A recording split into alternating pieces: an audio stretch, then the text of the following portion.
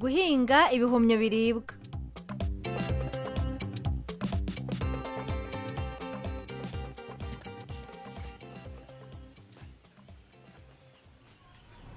Hii kazi ya mushroom ninaipenda. Mama inanisaidia. Rwose nkunda guhinga ibihumyo biribwa. Nk'umubyeyi byamfashije kubona ibyo nkenera buri munsi. Nshobora no kwishyurira abana amafaranga y'ishuri. Niyo mpamvu nkangurira abandi babyeyi bifuza kwinjira mu buhinzi kugerageza ubuhinzi bw'ibihumyo kandi bazabikunda. Jaribu hii kazi ya uyoga, watafurahia.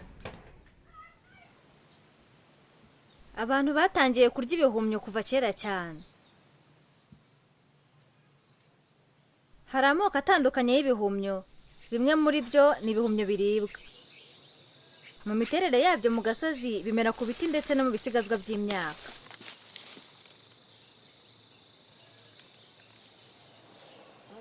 Aho kubikura mu gasozi, ushobora kubihinga mu rugo mu buryo bworoshye. Ibihumyo biribwa byerera iminsi 30. Bishyize kuri poroteyine, vitamine, imyunyungugu kandi bikungahaza ifunguro igihe inyama zitaboneka byoroshye. Ibihumyo byinjiza amafaranga menshi. Urubyiruko, abasaza, abagabo n'abagore bashobora kubihinga kuko bisaba ubutaka buto, imbaraga nke n'igishoro gike. Niliamua hii nyumba kutengeneza. Nahisemo kubaka ubu bwoko bw'inzu kubera ko ihendutse. Nakoresheje amashara y'insina n'ibyatsi. Birahendutse kandi bifasha abategarugori nkanjye kuko mbasha kubona ibyo nkeneye bya buri munsi. Kwa sababu inanipa mapato ya kila siku. Muri iyi video turaza kwiga uko bategura ibizahingwamo ibihumyo, uko batera umurama w'ibihumyo, uko bahinga ibihumyo biribwa mu buryo busukuye.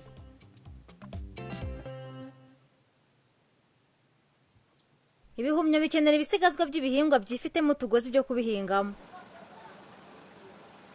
Ushobora gukatagura ibitiritiri by'ibigori, ibisigazwa by'ibinyampeke, iby'ibishyimbo, amashara y'insina, yewe n'amarebe yo mu mazi n'ibindi.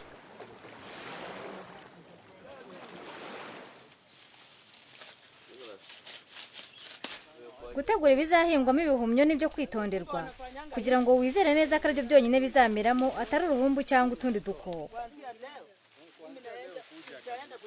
Ushyira ibisigazwa by'imyaka bikataguye ku ishashi ukamenamo amazi.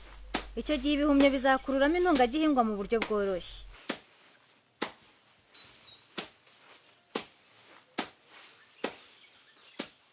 Abahinzi b'ibihumyo babimenyereye bashobora kongeramo urushyi rw'ibisigazwa by'ifu by'ibinyampeke cyangwa merase mu mazi.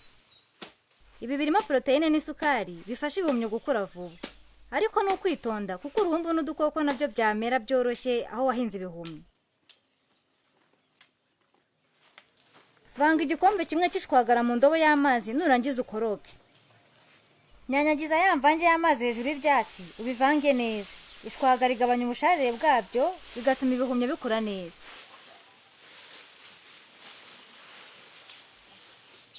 Abahinzi bakoresha uburyo bworoshye mu kumenya ko ibyo bazahingaho ibihumyo bitose bihagije. Barabikanda mu kiganza, hagira ibitonyanga bijojoba bakamenya ko bitose bihagije.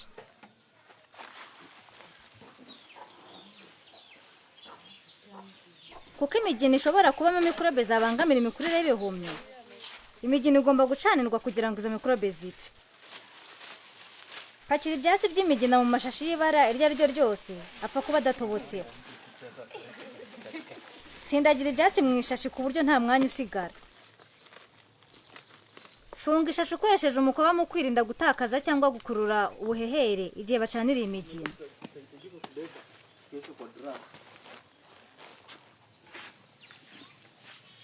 Shyira ingunguru ku mashyiga hanyuma ushyiremo ibiti byo kurinda amashashi guhura n'amazi yabize kuko yabyangiza.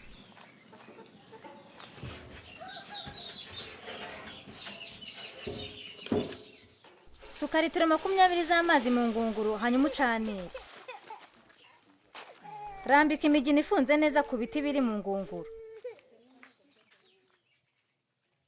Pfundikira ingunguru ukoresheje umufuniko cyangwa ishashi hanyuma bereka bishishwe n'umwuka nk'igihe cy'amasaha 2 kugira ngo wice mikorobe zose.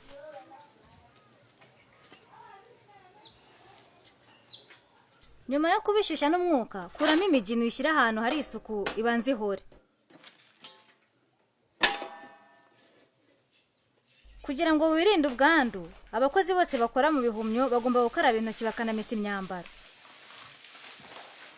Irinde gukoresha imiti ndetse cyangwa amasabune kuko ibihumyo bibikurura byihuse. Endelee kufanya hivi ni kama tunaokoa.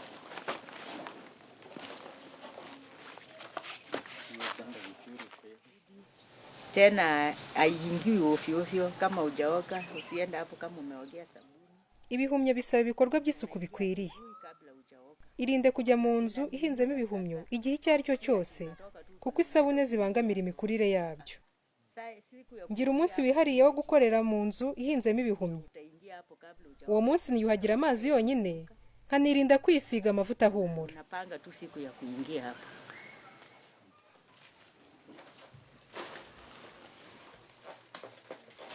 Iyo umaze gukuraho umukoba ufunze ishashi, ushobora gutangira gutera umurama w'ibihumyo mu migina. Umurama w'ibihumyo uba umeze nk'ipamba y'umweru, bawubika mu icupa ry'ikirahure kibonerana.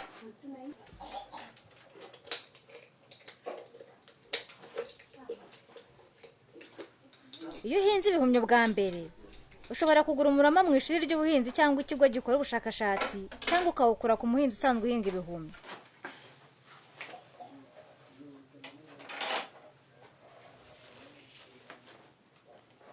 Shyira ikiyiko cyuzuye umurama w'ibihumyo hejuru y'umugina uri muri buri shashi.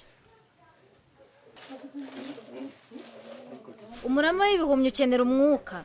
Funga ishashi ukoresheje impeta ya plastiki cyangwa y'umugano usiga akenge gato. Funga akenge ukoresheje ipamba bashyizeho alukoro mu kwirinda kwandura.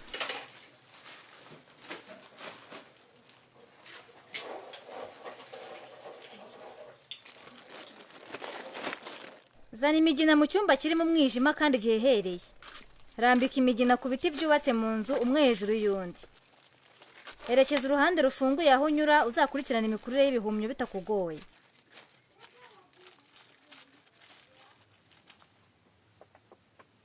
Reka imigina igihe cy'ibyumweru 3 kugeza kuri 4 nta kirogoya kugira ngo umurama w'ibihumyo ukwirakwire mu migina.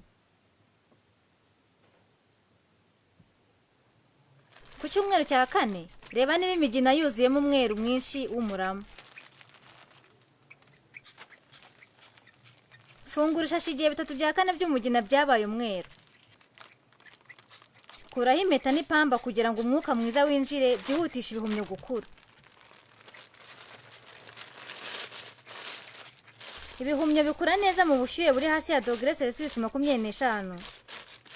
Mishagira amazi byibura 3 ku munsi ukoresheje agapompo ko mu ntoki, wongera uhehere.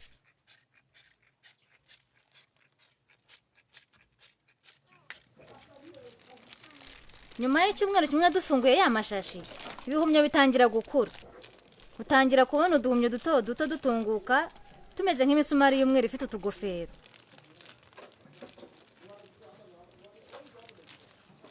Ibihumyo biba byeze neza mu minsi 4 gusa, ku buryo nyuma ushobora gutangira gusarura. Sarura ibihumyo byose wirinda kugira udusigara cyangwa uta hasi kuko bishobora gutera uburwayi, gukurura amasazi ndetse n'imbeba.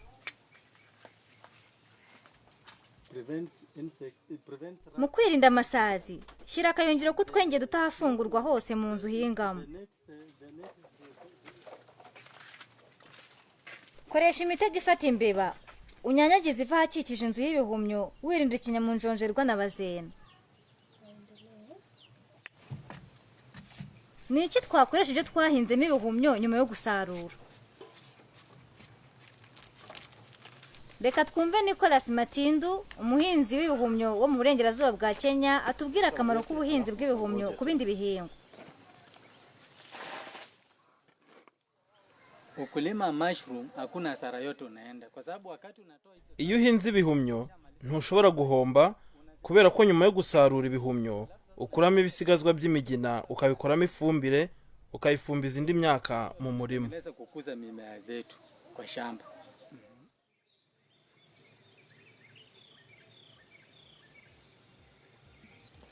reka dusubiremo uko bahinga ibihumyo biribwa.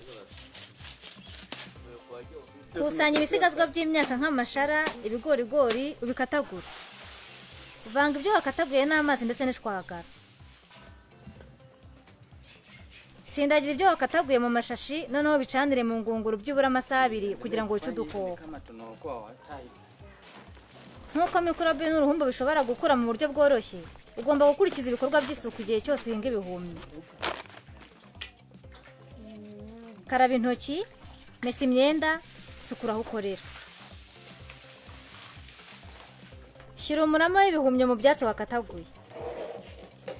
Rekera imigina ahantu hamwe hijimye hahehereye mu gihe cy'ibyumweru 3 kugeza kuri 4 kugira ngo umurama w'ibihumyo ukwirakwire mu mugina. Igihe byibura 3/4 by'ishashi ari umweru, fungura ishashi kandi ubivomere buri gihe. Ushobora gutangira gusarura ibihumyo bya mbere nyuma y'iminsi 10.